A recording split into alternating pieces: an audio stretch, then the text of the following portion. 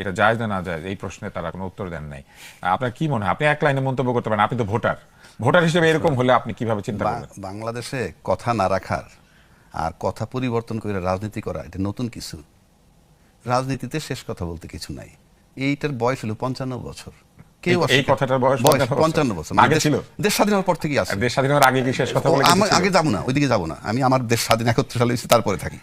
মানে শেষ কথা বলতে কিছু নাই। এবং এই শেষ কথার মানে হচ্ছে যখন আপনার যা প্রয়োজন, যা মনে করবেন তা বলতে পারেন। আর ক্ষমতায় যাওয়ার পর যেভাবে বলা যায়, ক্ষমতার বাইরে থেকে ওইভাবে বলা যায় না। যেমন বিগত 16 বছর বলতে পারে নাই, হ্যাঁ, এখন বলতেছে। আবার আজকে তারা ক্ষমতায় গেছে, আজকে এনসিপি বলতে পারবে না, অনেকেই বলতে পারবে না। তবে কিছু প্রধানমন্ত্রী তো কথা দিয়েছেন যে সবাই কথা বলতে পারবে, হ্যাঁ, সেটা নাগরিক অধিকার রক্ষা করবেন। সেটা তো ঠিকই আছে। আপনি বলার সময় এই যে ডিপ্লোম্যাটিক ভাষা হলো হায়ের মধ্যে না, যে আমরা একটা ভালো ইলেকশন দেখতে চাই, আমরা ইনক্লুসিভ নির্বাচন দেখতে চাই। কোন ডিপ্লোম্যাট না কইছে? কথা বলছি।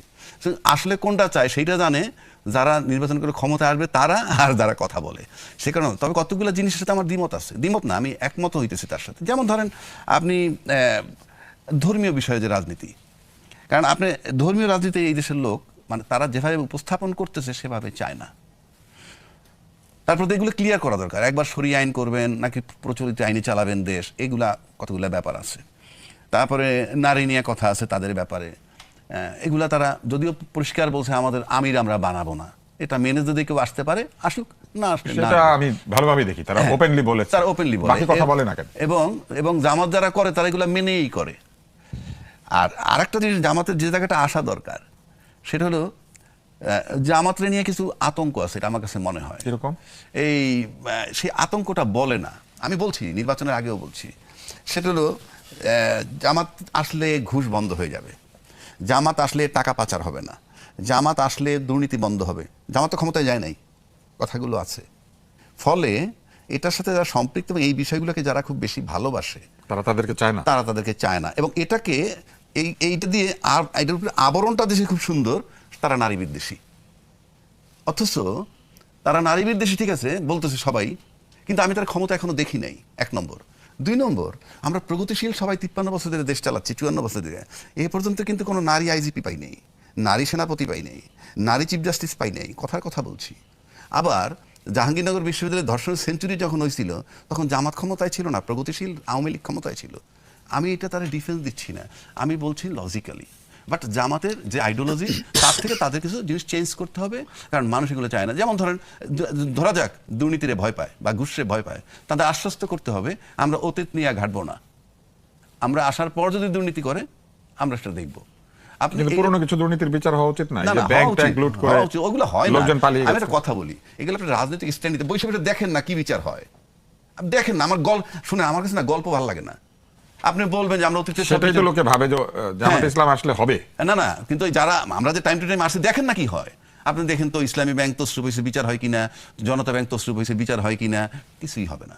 ওই জন্য আমি বলতেছি এই রাজনীতি ওই যে শেষ কথা বলতে কিছু নাই। আর এরা মনে করে, জামাত মনে করে যে আমাদের এই জায়গাটায় থাকতে হবে, এই ধর্ম নিয়ে থাকতে হবে, বাট ধর্মীয় রাজনীতিটা এখানে চলবে না। আরেকটা কথা বারবার আসে যে 71-এর যে অপকর্ম, সেটার জন্য তাদের ক্ষমা চাইতে হবে। এটা তাদের ক্লিয়ার করা উচিত। কারণ ক্লিয়ার করা উচিত এই, নাম্বার 1 তুমি অপরাধ করছো কিনা, ক্ষমা চাইছো কিনা। নাম্বার 2 আমরা কিন্তু এই আমাদের লাইফ টাইমেই দেখছি যুদ্ধ অপরাধীদের বিচারও হয়েছে। তো যুদ্ধ অপরাধীদের বিচার যদি হয়ে থাকে তাহলে সেটা ইনকমপ্লিট ছিল না কমপ্লিট ছিল, এই প্রশ্নগুলো আসে। সুতরাং বিচার হয়ে থাকলে আর কথা আসে কেন? আর তোমরা যদি মনে করো ক্ষমা চাইয়া রাজনীতি সুস্থ করবা চাওয়া উচিত, তাই আমি মনে করি তাতে তোমার লাভ হয়। তুমি যদি রাজনীতিটার ভিতরে সম্পৃক্ত হইতে পারো সর্বস্তরে, তাহলে সেগুলো তাদের করা উচিত, কিংবা তাদের ভালো করে রিভিউ করা উচিত, চিন্তা করা উচিত। আমির তিনি ফুল দিতে গেলেন এবং তিনি একটি প্রশ্নের উত্তরে এটাও বলেছেন যে এটি আসলে বিরোধী দলের নেতা হিসেবে একটা রাষ্ট্রীয় প্রোটোকল। তিনি আবার এই দিনটিকে বলেছেন এটি একটি পবিত্র দিন, বলেছেন যে এই পবিত্র দিন উল্টাপাল্টা প্রশ্ন না করতে, কেননা তাকে সাংবাদিকরা প্রশ্ন করেছিলেন যে এই কাজটি তারা না জায়েজ মনে করতেন, এটাকে এখন জায়েজ হলো কিনা। তখন তিনি বলেছেন যে পবিত্র দিন এইসব প্রশ্ন না করতে। আপনার কাছে জানতে চাই যে জামাতকে আসলে আপনার কি মনে হয় যে এই গণতান্ত্রিক রাজনীতির যে চাপ, মধ্যপন্থায় চলে আসার প্রগতিশীলতার যে চাপ, সেইটা নিতে না পেরে মধ্যপথে চলে আসলো এবং তারা ফুল দিল, তারা চাইছে নিজেদেরকে প্রগতিশীল বলে প্রমাণ করতে? তুষার ভাই, আপনাকে ধন্যবাদ জানাচ্ছি এবং আমার সঙ্গে রাজ্জাকি ভাই আলোচনায় আছেন এবং যারা শুনছেন সবার জন্য শুভেচ্ছা রইল। জামায়াতে ইসলামী তো নামের মধ্যে ইসলাম থাকায় এরা বেসিক্যালি রাজনৈতিক সংগঠন হয়ে ওঠেনি। তারা সবসময় একটা ধর্মীয় সংগঠনই আকারে এটা ছিল। কিন্তু কোনো না কোনোভাবে এই দলের অনেকে রিয়ালাইজ করেছে যে এই দলটা আসলে মুক্তিযুদ্ধের যে নেতিবাচক ভূমিকা, যুদ্ধাপরাধীর অভিযোগ, মুক্তিযুদ্ধে যে ধর্ষণের অভিযোগ সহ নানাবিধ অভিযোগ এই দলটির বিরুদ্ধে আছে, সেইখান থেকে ক্ষমা চেয়ে নতুন ধারার একটা রাজনীতি শুরু করুক এবং ধর্মভিত্তিক রাজনীতি থেকে বেরিয়ে আসুক। এইটা চেয়ে কেউ কেউ এই দলের সঙ্গে পেরে না উঠে দল থেকে চলেও গেছে এবং নতুন দল করেছে।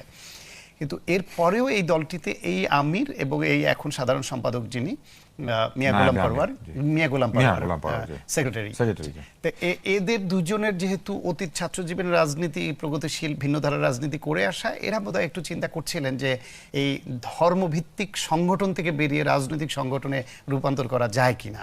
তার চেষ্টা হিসেবে তারা এইবার হিন্দু এক ভদ্রলোককে প্রার্থী পর্যন্ত করেছে এবং কিছু কথা বলেছে। কিন্তু এই দোটানার মধ্যে থেকে এখন একটা অবস্থা এমন হয়েছে, না ধর্মভিত্তিক না রাজনৈতিক, এবং মনে ধারণ করে ধর্মভিত্তিক আর প্রকাশ করতে চায় রাজনৈতিক। এটা করে আবার কেউ কেউ বলেন এটা মুনাফিকের পর্যায়ে পড়ে। কারণ হচ্ছে তিনি ভেতরে এক বাহিরে আর এক। এইবার ফুল দিতে আসার পরে যে প্রশ্নের সম্মুখীন হয়েছেন, প্রথমত যে আপনারা তো 54 বছর দেননি, 54 বছর পরে এইবার কেন এলেন? বলছেন রাষ্ট্রীয় আচার। তো রাষ্ট্রীয় আচার হিসেবে আসছেন, তার মানে কি? তার মানে দল হিসেবে জামায়াত ইসলাম ধর্মকে, ধর্মভিত্তিক সংগঠন বাদ দিয়ে রাজনৈতিক হয়ে ওঠেনি। হয়ে উঠলে এখানে যেরকম বিএনপি বা অন্যান্য রাজনৈতিক দল সরকারে থাকলে সরকার হিসেবে, সরকারের পদ্মারি হিসেবে ফুল দেয়, আবার দলের পক্ষ থেকেও দেয়। কিন্তু জামায়াত ইসলাম এখানে শুধু বিরোধী দলের ওইটাই দিল, দলের পক্ষ থেকে দিল না। তার মানে দলের একটা সত্তা, আর এইখানে তার আচার পালন, রাষ্ট্রীয় আচার পালনের আরেকটা সত্তা। এখন কোথাও যদি আপনি মনে করেন যে রাষ্ট্রীয় আচারটা তার কাছে নাজায়েজ মনে হয় বা হারাম মনে হয়, বা যেখানে গেছেন ওইখানে হারাম খাবারের একটু প্রাধান্য আছে, ওই হারাম খাবার তো তারা রাষ্ট্রীয় আচার বলে গ্রহণ করবেন না। এটা হচ্ছে ধর্মীয় অবস্থান। সুতরাং তাদেরকে স্পষ্ট অবস্থান নিতে হবে। ঈদের তারা ওই নাজায়েজকে জায়েজ মনে করছে, তাই যাচ্ছে। সেই ক্ষেত্রে সরকারের বিরোধী দল হিসেবেও যাবে, দল হিসেবেও যাবে। অথবা তারা যদি এটাকে নাজায়েজই মনে করে, তাহলে নাজায়েজ কাজ দলও করবে না, দল থেকে গঠিত যে বিরোধী দল তারাও করবে না, সরকারের বিরোধী দল হিসেবে সংসদে তারাও করবে না। কিন্তু উনি একটা গোজামিলের মধ্যে পড়ে গেছেন, খেই হারিয়ে ফেলে দিনটাকে পবিত্র বলেছেন, খেই হারিয়ে ফেলে দিনটাকে পবিত্র বলেছেন, খেই হারিয়ে ফেলে পবিত্র বলেছেন। এবং আরেকটা ব্লান্ডার করেছে, তাদের নিয়ে বোধহয় কে বা কারা একটু স্লোগানও দিয়েছে রাজাকার এটা বলে। তার পাল্টা স্লোগানে আবার গোলাম আজমকে হাজির করেছে, গোলাম আজমকে সালাম দিয়ে লও সালাম। তো যে গোলাম আজম ডাকসুর জিএস ছিলেন বলে ওই সময় ভাষা আন্দোলন সংগঠিত হয়েছে বলে, 21শে ফেব্রুয়ারির ওই সময়টা তিনি ডাকসুর জিএস ছিলেন বলে, ওই পদের কারণে হয়তো তার কিছু সংশ্লিষ্টতা ওই সময় চলে এসেছিল। কিন্তু সেই সংশ্লিষ্টতা যে ভুল ছিল সেটা কিন্তু গোলাম আজম নিজেই তার বক্তব্যে বলে গেছেন যে, বা এই পাকিস্তানের সাধারণ মানুষের ভাষা হচ্ছে উর্দু, সুতরাং এইখানে বাংলার জন্য যে মুভমেন্ট এবং 21শে ফেব্রুয়ারি যেটা হয়েছে রাষ্ট্রভাষা বিষয়ক ঘটনায় যে প্রাণহানি, এবং এইখানে তার যে সংশ্লিষ্টতা যেটুকু ছিল এটা ভুল হয়েছিল। পত্রিকায় প্রকাশিত হয়েছে, সংবাদ মাধ্যমে এসছে, তিনি বক্তৃতা দিয়েছেন, তার সব রেকর্ড আছে। এখন যে নেতা ভুলক্রমে পদাধিকার বলে ছিলেন বলে একটা ভূমিকা পালন করেছেন, ঠিক যেরকম জামাতের আমির একটা পদে আছেন বলে ফুল দিতে গেছেন, তার দল একসময় বলতে পারে যে ওনার এটা ভুল ছিল, উনিও বলতে পারেন যে আমার দল এটাকে নাজায়েজ মনে করে, আমার ফুল দিতে যাওয়া ভুল ছিল। এই কথা বলে ফেলার পরে তিনি শ্রদ্ধা জানাতে বা মন থেকে শ্রদ্ধা নিয়ে ফুল দিতে গেছেন, এটা বলবার কি আর সুযোগ থাকে? যদি উনি বলে বসেন যে আমার এই ফুল দিতে যাওয়াটা ভুল ছিল, ঠিক একইভাবে গোলাম আজমের এটা ভুল ছিল।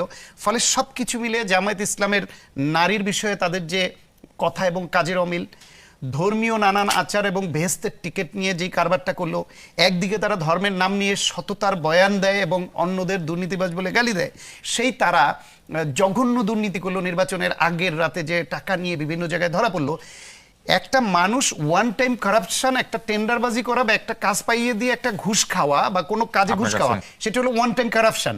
আর একটা দল বা একটা গোষ্ঠী 5 বছরের জন্য রায় কিনবার জন্য টাকা বিলায়, টাকা দিয়ে রায় কিনে, এটা হচ্ছে ভয়াবহ।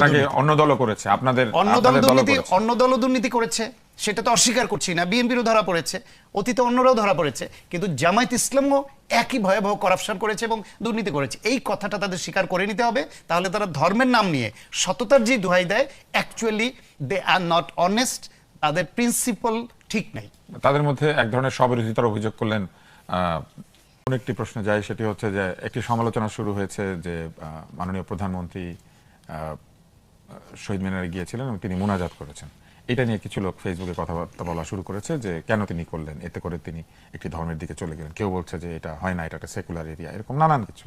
কিন্তু আবার এটাও আছে যে এরকম মোনাজাত আগে হয়েছে এবং মোনাজাত যে কেউ যে কোনোখানে করতে পারে, মোনাজাত করতে তো কোনো বাধা নাই কোথাও, এবং তাতে করে কোনো কিছুর ক্ষতি হয় না। আপনি একটু ব্যাখ্যা করবেন কেন এই হঠাৎ এই আক্রমণের শুরু হলো? বিএনপি তাদের তরফ থেকে তাদের পলিটিক্যাল আইডিওলজির পজিশনটাকে সবসময় বলে যে তাদের অবস্থান হচ্ছে ডানের বামে, বামের ডানে, অর্থাৎ মধ্যপন্থা রাজনীতি তারা উপস্থাপন করে। তারা কোনো দিকে এক্সট্রিমিজমের দিকে যেতে চায় না, এটা তাদের পলিসিতে নাই। এই দলটা একই সঙ্গে ওয়াজ মাহফিল, সিরাত সম্মেলন এইসবে অংশগ্রহণ করে, ধর্মকর্ম করে, কনসার্টেও যায়, একই সঙ্গে আবার পয়লা বৈশাখের কালচারে নিজেরা সম্পৃক্ত হয়, নিজেরা করে, কনসার্টে যায়, নাচ গান করে। কোনো কিছুতে তাদের মানে এক্সট্রিমলি এইটা করা যাবে না। বা বিএনপি কিন্তু এটা করা যাবে না, এইরকম পর্যায়ে না থেকে মধ্যপন্থা অবলম্বন করে দুই দিকের গ্রহণযোগ্য অংশটুকু তারা গ্রহণ করে। এখন বিএনপি মনে করে ফুল দিয়ে শ্রদ্ধা জানানো নাজায়েজ, এটা দলগতভাবে বিএনপি মনে করে না, সেই হিসেবে সবসময় ফুল দিয়ে আসছে। পাশাপাশি তারা ইসলামী মূল্যবোধে বিশ্বাসী, একটা মডারেট মুসলিম সেন্টিমেন্ট ধারণ করে।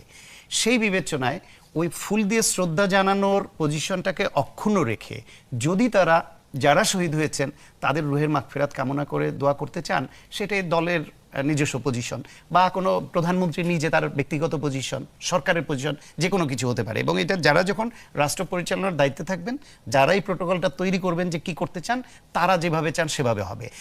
আজকে যারা এই মোনাজাত নিয়ে বেশি সমালোচনা যেটা করছে, তাদের ঘরানাটা দেখবেন মোস্টলি তারা আওয়ামী লীগ পন্থী বা একটু বাম ঘেঁষা বামপন্থী, এই ঘরানাটা আবার সবাই আবার শেখ মুজিবুর রহমানকে আবার করে বেশিরভাগই, তাদের সবাই না বেশিরভাগই করে। আমি স্ট্যাটাস যা দেখেছি এদের অতি দেখে 1953 সনে 21 ফেব্রুয়ারি তো আমাদের শহীদ হলো, 53 সনে শেখ মুজিবুর রহমান তখন দ্বিতীয় সারির নেতা বলে ওই সময়কার একটা মোনাজাতের ছবি এখন সামনে আসছে আমাদের।